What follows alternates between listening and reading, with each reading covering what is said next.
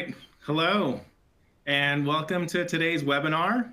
I'm excited that you all are joining us for a topic that may not necessarily seem like one that is directly in your responsibility, but I promise you that with what we talk about today, and given the threat that cybersecurity presents to every organization, and HR and communications leaders undoubtedly can have a strong influence on both prevention and then also the management of those issues.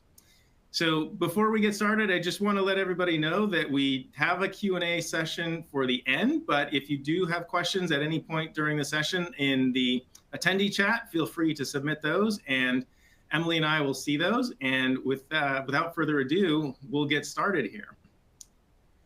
So today, what we're going to do in the time we have together, we'll do some introductions. We'll talk a little bit about the overall space about cybersecurity and the situation, how it impacts different organizations. We will talk about what to do and some best practices when an event and an incident does occur. And then we will also talk about some proactive strategies that your teams can put into place. Following that, we'll conclude with a Q&A. And what Emily and I would love to do is for you all to take away, again, some really specific actions you can take to make your organizations more prepared for such an event to occur. So without further ado, I'm super excited to introduce my co-host here, Emily Sheridan from Girard. I will let her introduce herself to the audience. All right, thank you, Chad. I'm Emily Sheridan. I am a Senior Vice President at Girard. And I lead our National Health Systems practice here. At Girard, we work exclusively in the healthcare space with a really strong focus on providers. And in our work counseling clients through moments of change, challenge, and opportunity, we find ourselves working with clients who have been impacted by a cyber event or are concerned about the potential of one more and more frequently. So really excited to talk with you all today about this topic. Girard is First Up's a healthcare partner, and so working alongside First Up has been a really exciting part of my role these past few years. And we've worked alongside clients together to prepare organizations for a cybersecurity event, and just happy to be here and chat with Chad and you all about what we as HR and communications professionals can do. Excellent. Thanks, Emily. And for everybody else, my name's Chad Hinkle. I work at First Up. I'm a strategic account director. I work directly with our healthcare customers. And so that is my sole focus with Girard. And Emily mentioned focusing on healthcare, I as well. If there's anybody who's not in the healthcare space, I can promise you there is a lot for you here today as well, because the lessons are really not going to be any different. So we're glad that you're all here. Again, I work with all the healthcare customers at First Up, and so that's going to be our focus, but really excited to talk with everybody today. And getting going, I want to just start with an image of a bunch of non-healthcare companies, but if anybody has a guess, if you go ahead and put in the chat what these companies may have in common, I won't leave you hanging too long, but if you look at the organizations, you see a wide range. You see some financial organizations, you see Disney, an entertainment company, BMW, Formula One, a huge range. And without any really delay here, the thing that they have in common is that they were all victims of cybercrime in July 2024. So all these organizations were a victim of a crime of some sort of cyber nature last month, all right? This starts to help us understand the scope of what we're dealing with when we talk about cybersecurity and cyber events. Digging a little bit deeper, when we look at sectors, I think the picture starts to get a little bit more intimidating. So in the first half of 2024, this is data from the HHS, the Office of Civil Rights, so reported incidents, known records breach. The top two sectors are IT services and software and construction and real estate. And you can see we have almost 6 billion records that were breached in just the first 6 months of 2024. If we look at the sectors that have disclosed incidents, healthcare rises to the top. We can all do math pretty quickly and see that healthcare is nearly twice the number of incidents as financial services. This gives us a scope of understanding of how frequently these types of incidents are occurring. 415, do some quick math, divide by 6, and we're talking about just under 70 events every single month in the first half of 2024. So this scope is gigantic. It is huge, and it is increasing. If we focus specifically on healthcare alone, again, data from the HHS, there's been a 93% increase in large breaches reported between 2018 and 2022. So 369 to 712. If you think about the number we just saw on the last slide, if it stays on track, then that number will be eclipsed here in 2024. So there is a significant increase in the frequency in terms of the large breaches. If we think about the records and the impacts that have been felt by the individuals, 31 million Americans were affected by only the 10 largest breaches of health data in the first half of this year. That seems like a lot until you recognize that these numbers don't account for the Change Healthcare data breach and the data breach at Ascension. So if we just include the Change Healthcare attack, it's estimated that 110 million records were stolen in that event alone. So now we're talking about a scale of 1 in 3 Americans have had their data breached just in the first 6 months of this year. That really starts to paint the picture of the enormous scale that we're dealing with here. Implication, which is cost. I imagine we are all interested in this. IBM cited that it's about an average of $10 million per event, but that number is highly variable. Common Spirit, from their incident from October 2022, estimated their recovery cost to be $160 million. I saw some reports as we were preparing for this webinar that the Change Healthcare incident, they're estimating it to be over $800 million. So these are enormous, enormous numbers, both in the data records, in the number of people affected, and then, of course, in terms of the cost to recovery. So that's what we're really here to talk about today, to help you all hopefully be more prepared. Just an example of it doesn't take a lot of perusing the internet and the news to understand how big of a scope this is. You can find these out on the web, but it really is a prevalence that is increasing in frequency. It causes a tremendous amount of stress, a tremendous amount of financial loss, and then clearly are impactful to these organizations. Okay. I don't want to continue to paint too dire of a picture, but I do want to make a point that not all of these events are even malicious. So we have the threat situation, but we probably all remember the CrowdStrike incident, which occurred just over a month ago, about 6 weeks ago now. Now, CrowdStrike themselves estimated that their software was in about 1 million individual devices in healthcare organizations across the US. And the way to think about this is how the scope is just a little bit different than when we think about something that's a malicious intent.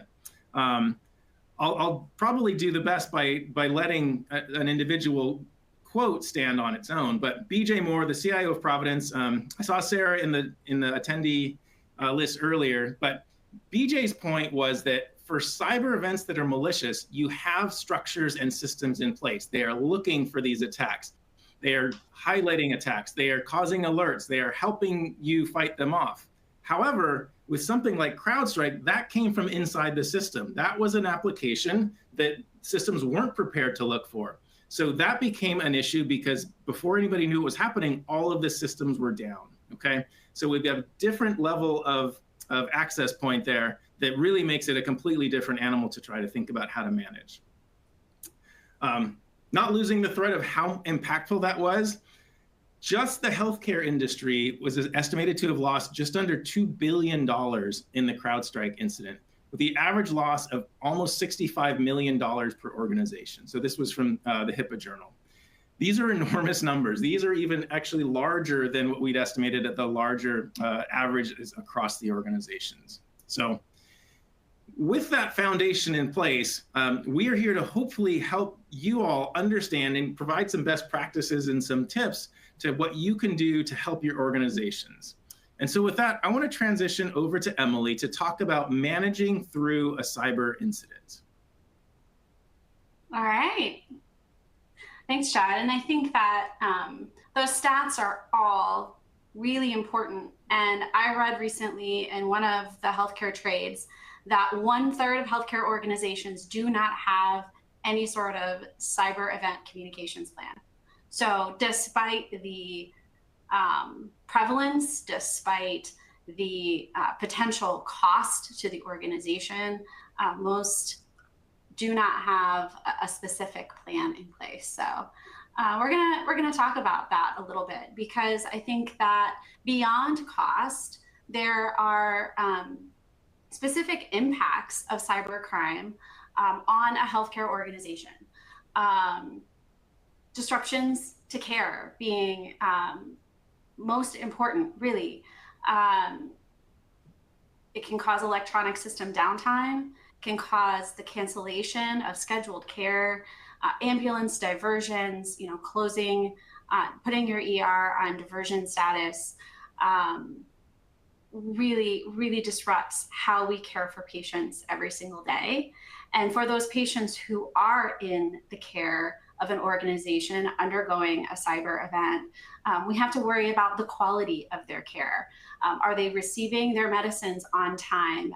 If we're locked out of electronic medical records, are our caregivers equipped and knowledgeable in paper charting to be able to continue to provide safe, quality care during this outage?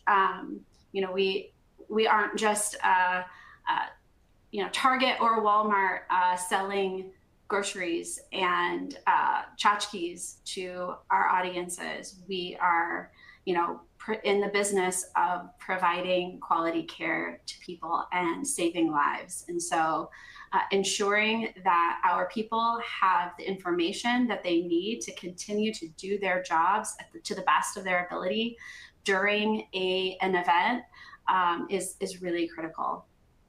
And also in doing what we can to minimize the financial burden of a breach, because that not only is impacted by the ability to provide care during a cyber event, but also the likelihood of class action lawsuits, increases in insurance premiums, and other costs that can come down the road.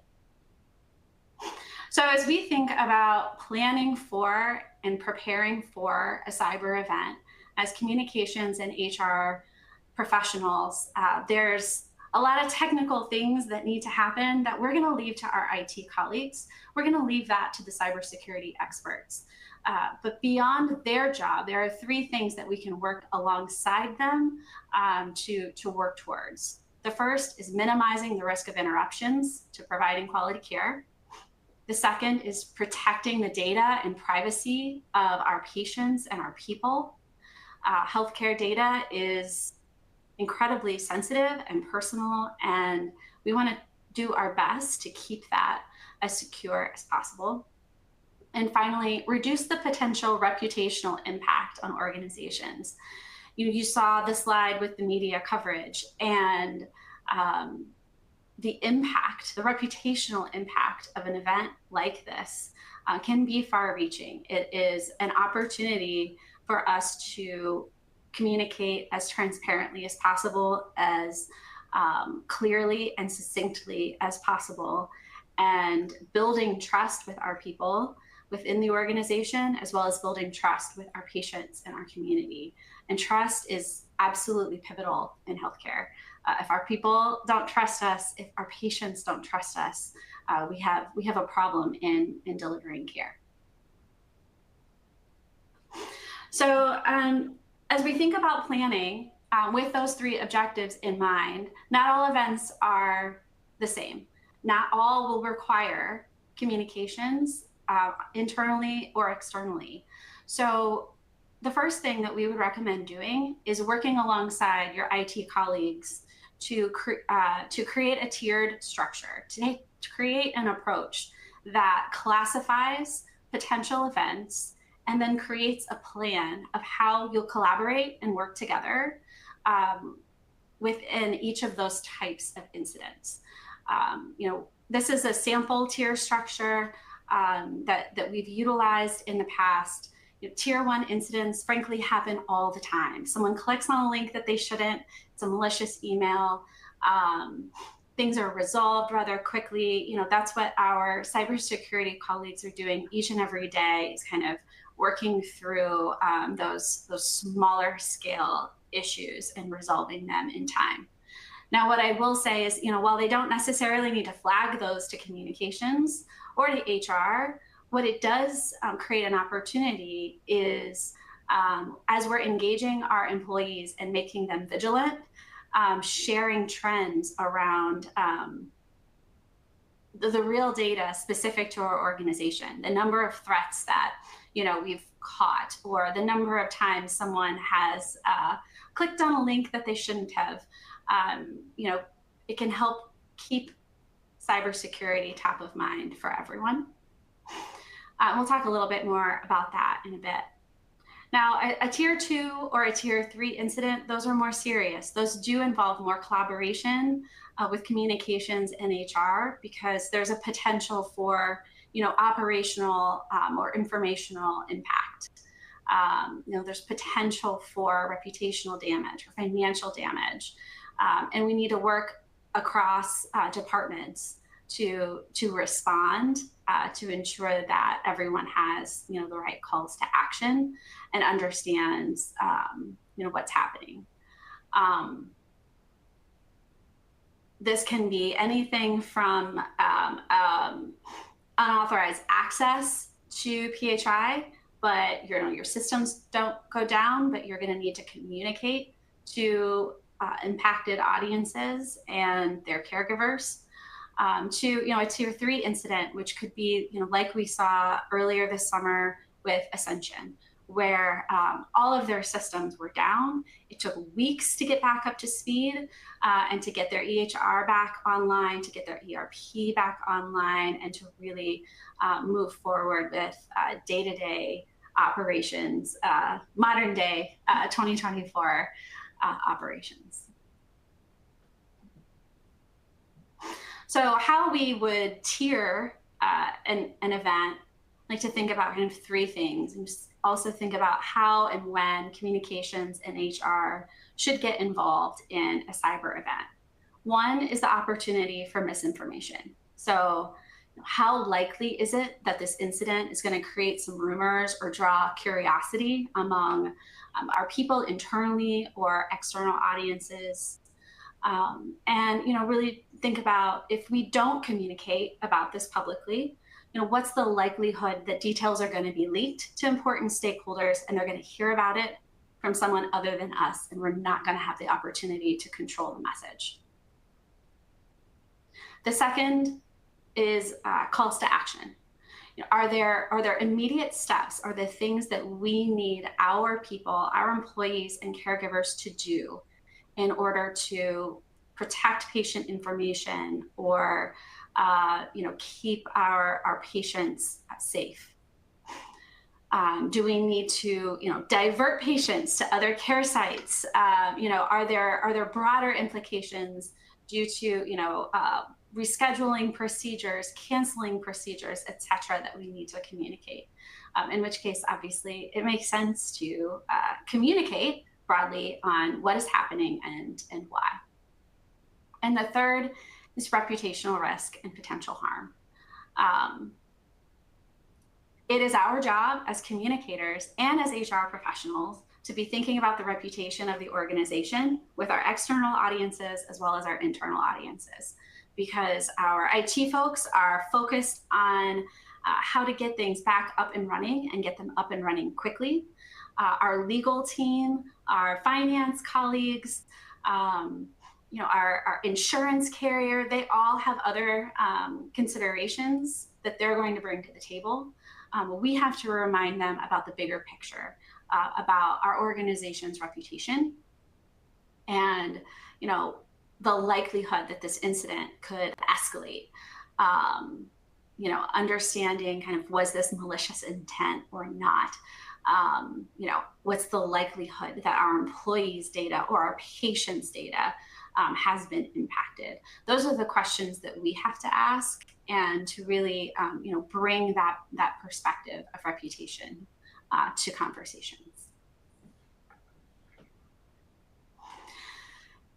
And then, as we're thinking through that response to a tier 2 or tier 3 incident, as we're planning, I like to think about a few things here. One, making sure that we're using the correct terminology. Cybersecurity terms oftentimes have legal and other implications. They are very distinct terms. A breach, for example, has a very specific definition. And so, we as communicators often go, oh gosh, we've used that same word 3 times. I'm going to click synonym in Word and I'm going to pick another word. We can't do that with a cyber event without running that language and through our colleagues in IT and legal, etc., to make sure that we are communicating clearly and not actually creating more problems for ourselves than solving for. There are other things that our colleagues will be doing that we want to be kind of involved in, and that is alerting external legal or forensic IT partners that are standing by to jump in if there's a cyber event, notifying insurance providers within the required time frame, third-party monitoring assistance, HIPAA notifications, etc. As a communications team, we want to know that those things are happening, understand the timeline for those, and also understand how those checkboxes can impact who is aware of the situation and what's going to happen next. I see your question, Sonia, on recommendations for balancing transparency with legal and security's need to share as little information as possible in these situations. I am of the mindset that it's all about balance, and that I think is the importance in planning in advance. If you have a plan that you have developed with your colleagues in legal and IT and emergency management, et cetera, every organization is going to bring different departments to the table here. If you have come to an agreement on how transparent you're going to be, what terminology you're going to use in certain situations, how often you're going to communicate, having those kind of difficult discussions in advance, weighing the positives and negatives, can ensure that when you do have an incident, that you're starting from the same page. And I would not be surprised if your legal colleagues push back once again, like, hey, let's say as little as possible. And there are absolutely good rationale for leaving out a lot of specifics. But where we can provide detail, we should, right? That our focus is on maintaining the privacy and safety of our people and our patients, and examples of how we're doing that, et cetera. So I think that it's a balancing game for sure. And I love this photo because it looks like these gentlemen are just hanging out on the sidelines of a football game playing on their phones. I was recently at the Titans game, and I saw the guys, on the sidelines, and I was like, are they really playing on their phones? They're not, actually. They're using NFL crazy technology that's showing them like all kinds of data and video on plays. They're prepping for when they get back on the field. And so I thought that this was just a great analogy to what communications can feel like in a cyber event, because the minor incidents aren't going to require broad communication. We're going to have to asked oftentimes to be, put on the field. We're going to have to ask to be at the table. But we play an important role, and we need to pay attention. We need to be vigilant and be proactive, because I think that there's a lot of value that those of us on the line bring to conversations around the planning and execution of the cyber event. So always be ready. And you know, how can you always be ready? Share the facts as they're available. Let's combat misinformation. That is, I think, one of the strongest arguments to being transparent with our colleagues in other departments, is that if we don't provide the facts, rumors will make up the facts, and those are going to be likely worse or more extreme than the facts at hand. So we want to present the facts as we're able to.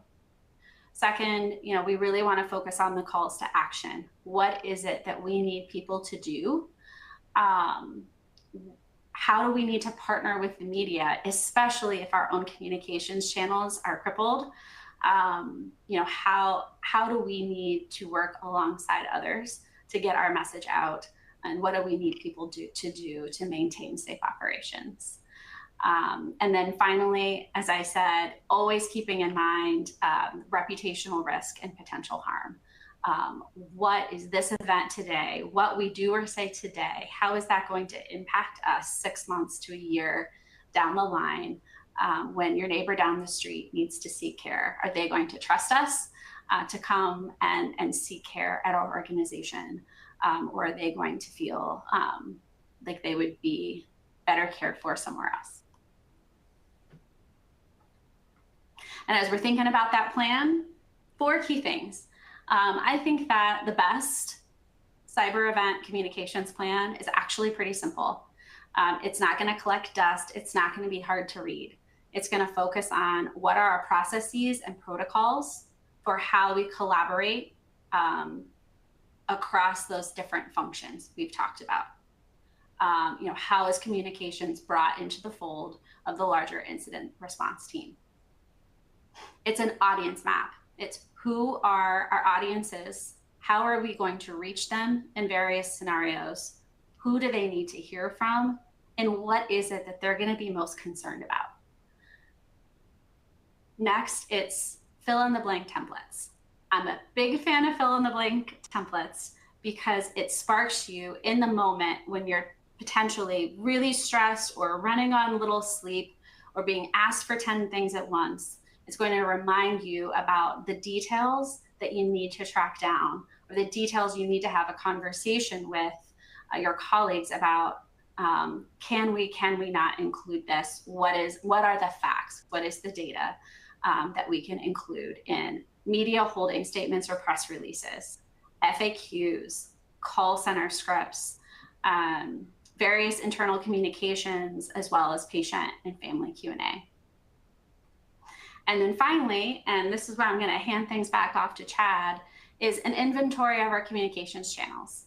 How are they managed? How do we get access to them? And what's going to work remotely or off network? What's going to work when our systems are down, if they happen to be down? So knowing exactly what's in our tool belt and how to gain access to those when we need them.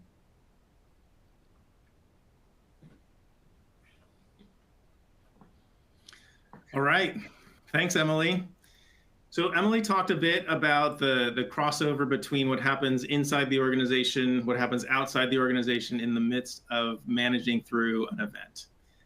What I'm going to turn our focus to is some of the things that we at First Up have done to work with some of our customers in the healthcare space to be prepared ahead of time. And this should come as no surprise, but the prevention is going to be worth far more than the cure.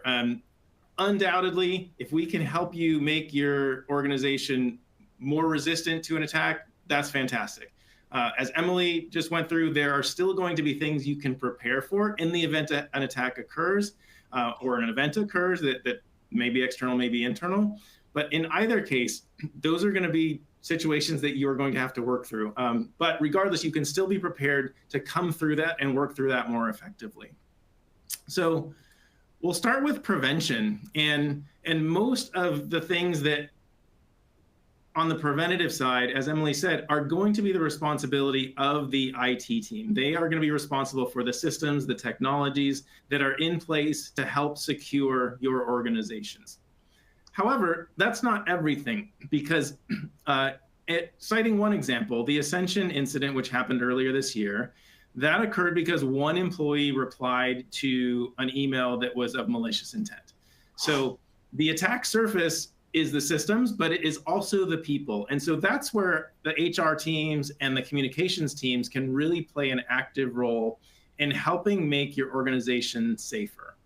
And where does that start? Well, like almost everything in the world, it starts at home. It starts with yourself. So can you be up to date on the security protocols, on the latest trends, and then lead by example as an individual and as an organization? So by knowing these best practices, by treating any sensitive data you have access to or are in possession of with the appropriate best practices and within the right frameworks, that's where you start. And this is how you can, of course, with that understanding, start helping to promote a culture of security at the organization. Clearly, partnering with IT is a critical component to this. The IT folks know what needs to be done. They know the best practices. Where your skills can complement their skills are in the communication, in the storytelling, in making sure that the organization is educated about what are those best practices and how are they applying them. And this is not going to be a one-size-fits-all approach. There are nurses, there are x-ray techs, there are people in accounting, there are people who are greeting folks at the doors of your organizations, there are doctors. There's so many different roles of people that have different levels of access to technology, knowledge about what the best practices are. These people probably all need communication in a really different way in order to make sure that they do understand how they can secure themselves from potentially being a victim and then exposing the wider organization. And the HR leaders and the communicators are clearly the ones that are going to have the skills to reach those people in an empathetic way that helps them understand how they can do this. I think most organizations probably have some sort of a security training that you have to go through where you watch some sort of a recorded, maybe dramatic event, maybe some slides, whatever that may be. How effective is that in the actual task of making sure people are going to behave appropriately, recognize a weird looking email when it comes in, understand what to do with that? This is where your teams can play such a key role in making sure that the translation from what needs to happen technically can also be communicated to and understood by your various audiences. The other way that I think you can have a really important role is providing fresh insight. So HR teams, communications teams, you are going to have an acute understanding of when behavior changes within the organization. You are going to understand the people at the level where you might have a different perspective than the IT team will about what friction points are causing people to do strange things that might increase risk. You might understand what processes have changed at the organization that are going to potentially lead to greater risk because of a policy that has changed or a standard process that's changed. So these are the ways that your teams can bring your skills to help make sure the system and the organization is as secure as possible. Okay. Now, it's not a long list. It's clearly not a bulletproof list. It's a method to help, but we also have to prepare for what happens in the event that an incident occurs. And the way I like to think about this is actually reflecting back on those IT partners. So those folks in the healthcare space, they have requirements that they are operating under in terms of security and network infrastructure. So there are HIPAA compliance requirements that they have to have for data backup. Think about them from that point of view.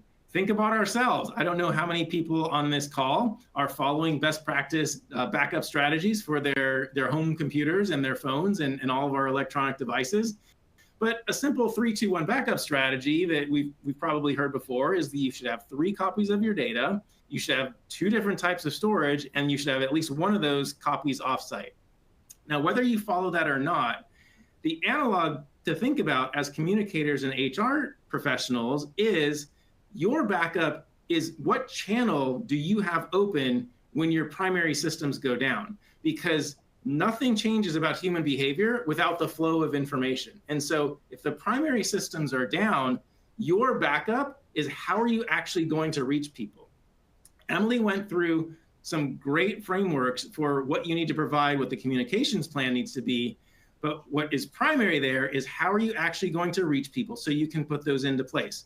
What are the backup plans for the different operations that have to happen? What is the status of the incident? How frequently will you be posting updates? What is the likelihood it's going to be solved on some particular timeline? If you can't actually get that information out, then people are completely operating in a vacuum. So the emphasis here really is your backup plan as communicators and as HR teams is how do you have a backup communications channel where you're going to be able to reach people when you need to, and the conditions aren't set up for that to be exactly how day-to-day operates today. So thinking about this from the first up point of view, I mentioned that we've done this with a number of customers, and the way we think about this is, again, thinking about that 3-2-1 where you have multiple copies of data, but at least one offsite. We think about this as a spectrum of the different standard communication channels and how dependent they are on the core system. So you have email, which is governed by the email server. You've got your intranet, which is part of the core technology stack within the organization. But within First Up customers, we also have the web experience from First Up. We also have the mobile app experience from First Up. And so there's clearly a connection to the organization because with First Up, there's an authentication protocol. Most of our customers are using secure or single sign-on to make sure that people are authenticated into the system. But in the event of an emergency, there are a couple of these, the email and intranet, that are still going to be completely dependent on the core systems. And then you have the web and the mobile app that do have some separation. And with some preparation, you can actually create those as independent channels. So that's the way we think about that. And I'll show you how we actually do it. So number one is when something occurs, the core preparation, again, is opening that channel. How are you actually going to reach people? So directing people to the First Up app, or perhaps through more manual efforts through leader cascades. Emily and I were talking earlier today, and she was talking about how there have been organizations that have raided the local Best Buys and Staples to buy every printer available because things need to communicate on paper. But regardless of what it is, what is the process by which an open channel is going to exist? When the channel is open, then that gives you the opportunity to use something like the open web to post information. If it's publicly available, clearly it's going to be limited information, but what do you want to have as part of your plan that you are going to post that may be visible publicly? That's a key part of the plan. When it comes to those customers working on First Up, we work with them to plan a transition from their SSO to a secondary authentication method. So the system at First Up still knows who those people are, and you're able as communicators to use that channel to deliver personalized information. So if you have different regional responses or information that needs to go out, that's still possible, okay?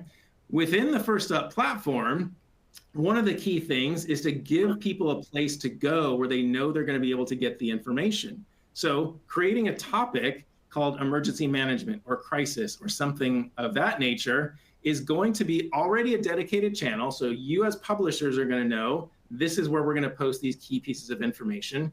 And the people on the receiving end are going to already have this as part of their emergency response action, okay? Now, the final piece I want to point out, again, this is going to be specific to organizations using First Up, is getting them into the system is going to be important before some sort of an event occurs. Because before the event occurs, the systems are talking to each other. They can get in, they can register, they can securely authenticate. But if an event occurs, the systems are down, and then they're trying to register, that's going to be a friction point. So these are all parts of the preparation to make sure that you can do everything possible that when something does happen, that you have the channel open, you have a place, and then you have a plan to communicate the type of information you want. So in creation of this channel, there really are, I think, 4 things when we come and talk about frameworks that you want to apply. So what is the backup channel and how are you going to activate it? 4 things to consider. So number 1 is that activating this needs to be efficient with minimal administrative burden, okay? The situation or the scenario when you're going to activate this is that there's been a cyber event. It could be major, it could be minor, but in either case, there is something that is serious and at a crisis level. So you don't want to have a series of protocols that require numbers and numbers of approvals to activate. So making sure that that is something that's efficient to activate.